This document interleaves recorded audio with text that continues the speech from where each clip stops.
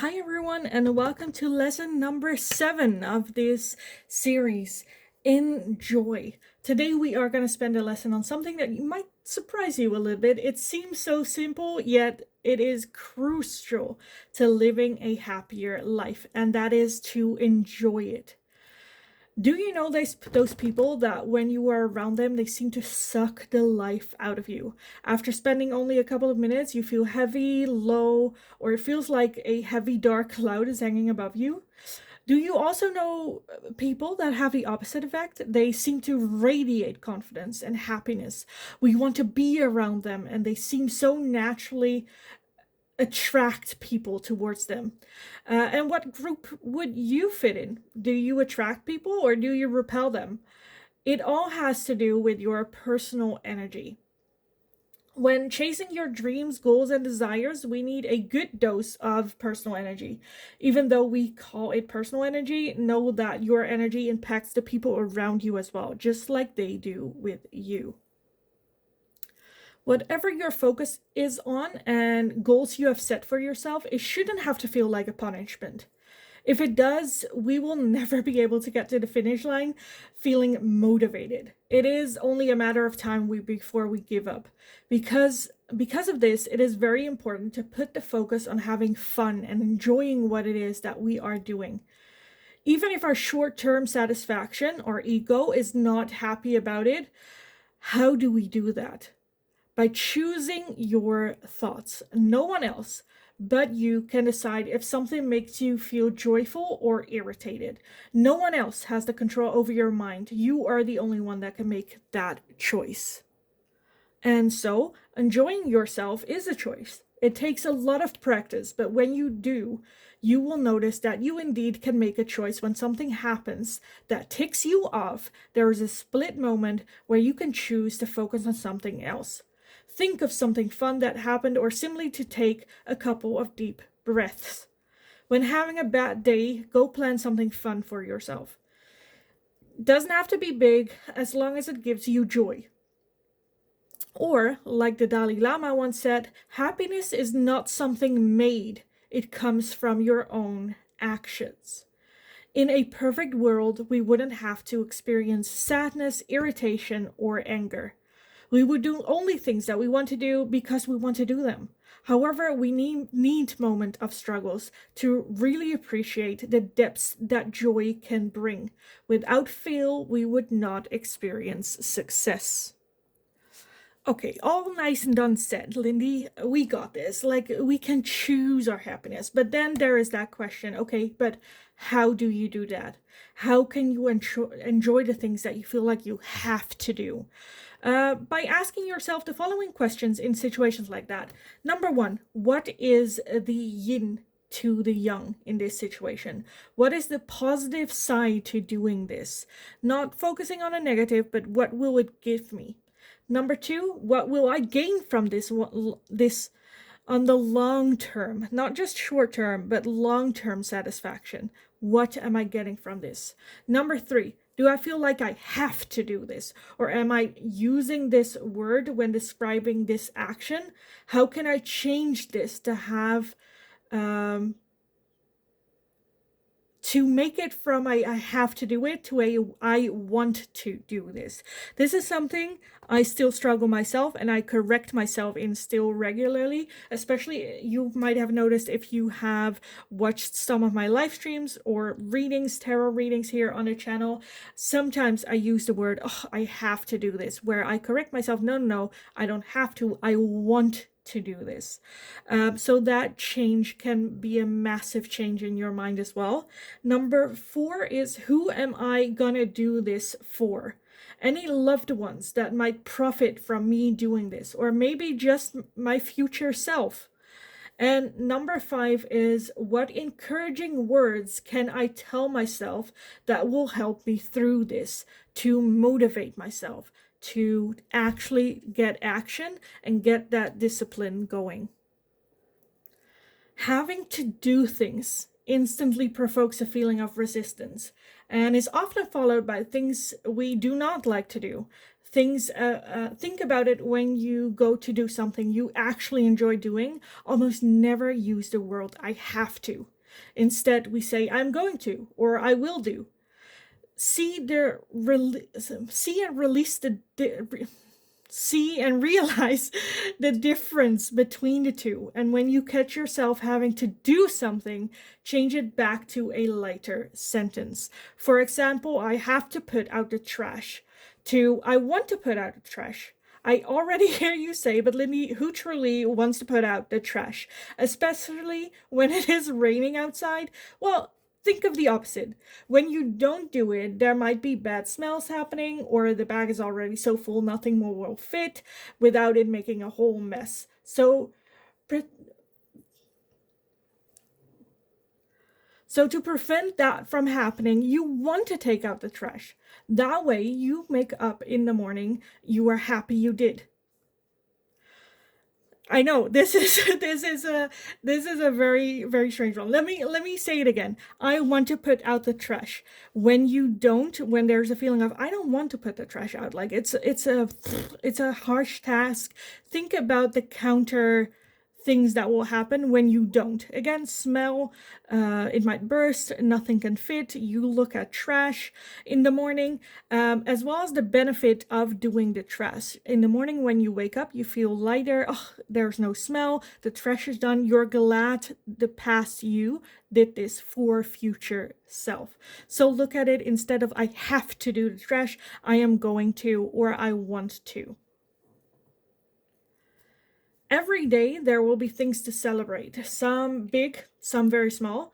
But if you look for celebrations and feelings of happiness, you will find them in things as small as noticing birds chirp or your morning coffee.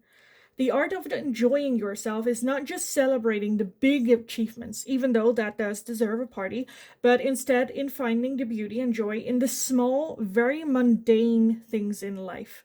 This is something that might seem very easy to do, but in practice, it can be a challenge. On a very difficult day, we don't want to look for the small victories or celebrations.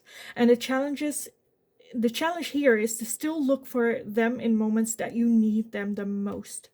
Everything we give our attention to will grow. Words are energy and magnetic, so try to focus on the things you want to grow in your life. And even on the hardest days, you'll be able to find moments of joy hiding in the corner of your mind. All you need to do is look for them, and the joyous feelings will come. Do you have a hard time to find the most mundane things special and not worth celebrating? Make them special. Instead of a normal coffee, have a latte macchiato. And really taste it instead of just gulping it in. Write a letter to a friend or sit with the birds for 1 minute to really soak up this short moment. By spending a little extra attention to these little things, they become special. You'll be more in the moment and you'll feel more joy in doing them. And maybe the hardest task of all, when someone else sees your hard work, your growth, and they compliment you on it, take the compliment. Don't just brush it off or reject it, but sit with how it makes you feel and accept it. Now, you might have thought because this is enjoyment, for the homework, there wouldn't be a whole lot. But look at that. You guys have a whole freaking list. So let's start at the first one with past moments of happiness. I would like you to look back at the last couple of weeks and write down all the moments that you felt full of energy, happiness, enjoyed something, and celebrated something. Doesn't have to be big things, even the smallest things that you can still remember from like the past week. I would like you to write them down. Next up, 25 energy givers. Some activities restore our energy and others take them, like we discussed in previous lessons. I would like you to write down what really takes your energy away and what gives it. For the energy givers, I would like you to write down at least 25 things that give you energy. And remember, it doesn't have to be big things. When this, I can already hear 25 things that give us energy. Yes, again, this can be little things. It can even be things like brushing your teeth, or not the act of brushing your teeth, but maybe experience a fresh breath. This exercise, it's okay to finish not in one go, but to leave it throughout these other homework exercises, that at the end of this week you will have 25. Next up, for one day, I would like to challenge you to challenge yourself in having a day of happiness. During this day, you will have nothing but happy thoughts, feelings, and actions. Don't forget to put a smile on your face, and after this day, write down how it went, how it made you feel. Whenever dark thoughts came around the corner, did you talk back to yourself? Like, no, we're having a happy day, and put that smile back on your face. How did it go? Reflect back on that day of happiness. Dark thoughts will eventually come, judgment will eventually come. So be prepared again to have that conversation with yourself of no, we're having a happy day, and try to redirect your thoughts somewhere else. Next up, for a week, like I said, this is a lot of homework, but for an entire week, I would like you to, at the end of the day, before you go to bed, think about the following questions, and if you feel like it, you can write them down as well. It's 5 questions. So the first question is, what was the biggest challenge you had to face today?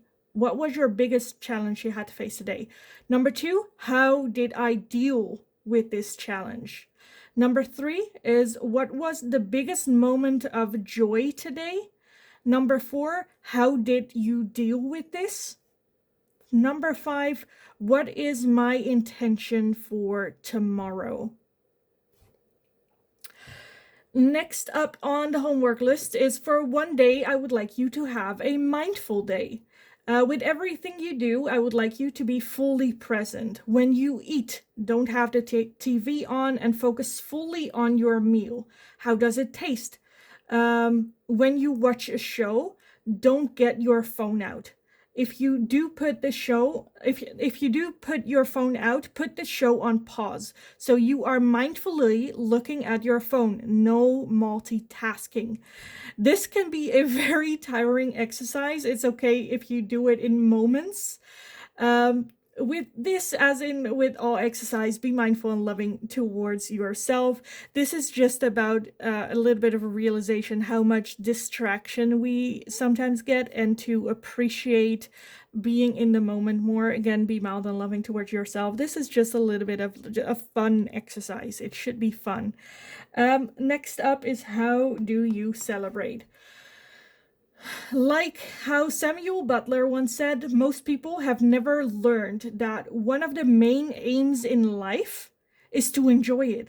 So, Leslie, I would like you to write them down. How can you celebrate big but also smaller successes that will come in your life? Again, it doesn't have to be big, but what feels like a small celebration when you do it, write everything up. Write everything down. Again, most people have never learned that one of the main aims in life is to enjoy it. So let's make a little bit of a list, that when you have something small to celebrate and you don't know how to celebrate, take a look at the list. Oh, right, I can buy a magazine or a chocolate cake, or I can, I don't know, give myself a day off, or spend an hour gaming tonight, or whatever that is for you. Write it all down. How can you celebrate? How can you treat yourself for any celebrations? In our next lesson, which is already going to be the last lesson for right now for these series, we are going to take a look at our goals and dreams. What makes for a good goal? What does it need? And is dreaming big being delusional or helpful? We'll take a look at everything. Big dreams, no, big goals and even bigger dreams for lesson number 8. So come join me again in the next lesson. Have an amazing rest of your day. Continue to kick ass, and hopefully I will talk to you guys again in lesson number 8.